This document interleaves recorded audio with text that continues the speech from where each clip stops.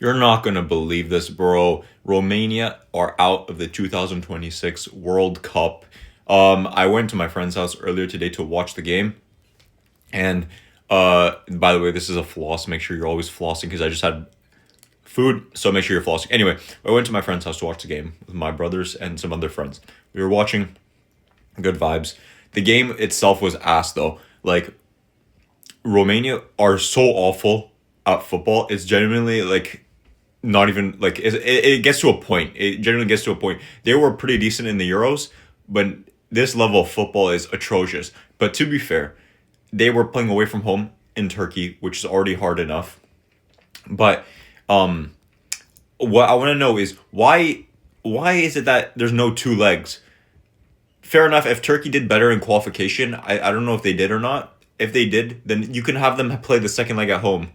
But why is there not two legs? Like there's a 2 week international break window, I'm pretty sure. So why can't we squeeze in two legs? Like have like 3 day break or 2 day break in between or something like that. I'm pretty sure we could do that. But no, it's quite unfair that Romania don't get to play at home at all, even if it's just for the first leg. It's just quite unfair. And Turkey themselves, they did not play great either. They did dominate Romania obviously, but they didn't play great themselves either. So Romania still stood a chance. There was a chance near the end of the game where Romania hit the post, and that was Romania's best chance of the game. There was another chance that they had, but it was offside. But yeah, they hit the post. Turkey ended up winning 1-0. It was a great ball from Arda Güler who whipped this one in. Uh, for their left back, who for some reason was playing up top in this phase of play, who controls the ball nicely and then passes it in the net basically, and it's 1-0 Turkey.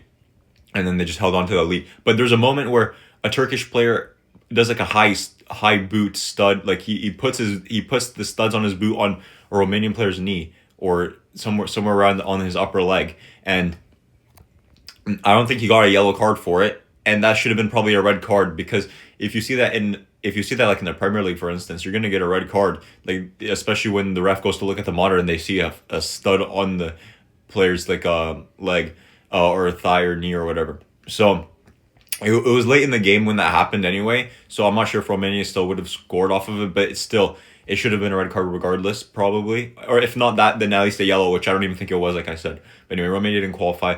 So we're gonna have to wait till 2030 to see if they. And the best part is though, there's I think I don't know how many teams there are. Are there 64 teams in this World Cup? I can't remember. There's a bunch of teams, like even Curacau's in this World Cup. So the fact that there's nations that have never even played in a World Cup before, but Romania can't even qualify is quite crazy, and just goes to show, like, I don't know, like the European standard, I guess. Like even like obviously Romania is better than Curacao, I would assume, in football, but obviously like the qualifications, each region has like an easier route to qualification, whereas Romania's route is harder because they actually have to play against a bit tougher opponents.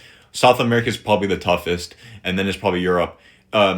Australia gets like automatic qualification basically. Like who even do they play against to qualify? Like their route is so easy, so it's just quite unfair for Romania. I mean, but it is what it is. Is their geographic location. But anyway, I wasn't too upset because I knew they weren't gonna win, which is quite pessimistic of me. But let's be real. Like I already knew Romania are not good at football, and I already knew that they're playing away from home. So they're playing in Turkey, which is already hard to play. Like Liverpool pulled up to Galatasaray and lost both times 1-0. Romania pulled up and lost 1-0 as well. So I was not expecting them to win. So that's why I'm not too disheartened. And yeah, still in my lifetime, I've never seen Romania play in a World Cup. So, and I've only seen them play in the Euros twice in my lifetime. Because actually no, I think they've pretty much qualified almost every time to the Euros because obviously it's just one continent. But what I wanted to say was I haven't seen Romania. I hadn't seen Romania play in a knockout stage game in my lifetime since the last Euros when they played against Netherlands and they lost 3-0. To be fair, it should have been it was around 1-0 around the 80th minute or so. Mihaila was about to go on a breakaway, or like he had a good chance, and then Dumfries scams the referee, like, he fakes like a head injury or something like that, which the referee stops the phase of play, which he could have just done. He could have just done it after the Mihaila's attack, and seen if he was faking it or not. But he just stops the phase, and then Romania ended up conceding 2 sloppy goals after. So Romania actually stood a chance against Netherlands, back in that Euros. But since then, like, Romania had been really bad. They did beat I think Switzerland. It was one when, or was it Austria or Switzerland? They beat them 1-0. From a last minute goal to help them to go to the playoffs. But in the end, that didn't even matter anyway, because, like, we just watched, Romania couldn't beat Turkey. But yeah, the Romanian football is just genuinely just so bad. Like, it's awful. The football that they play is awful. Like, oh man, like, I genuinely think if we could get Haji, not Yanis Haji, like his dad, we could probably get him and put him in the team. I think he'd probably play better than most players at his old age. So that just says a lot about the national team. Anyway, let me know your thoughts if you watch the game. Just let me know your thoughts in general. Which team are you supporting in the World Cup? For me, is going to be Argentina, Canada, Spain. Obviously, because Argentina, Messi. And Brazil too. I'm about to go watch Brazil versus France right now. It's a friendly. So yeah, Brazil would be for Rafinha and Neymar if he plays. Argentina would be for Messi, and then Canada, I guess, because I'm Canadian as well. And then what was the other country I said? I don't remember. I don't remember. Anyway, let me know your thoughts of the game. If you watched it, who you want to qualify, or who you want. Oh yeah, Italy's about to do qualify. I have Italian friends. I don't even know if they're gonna qualify either.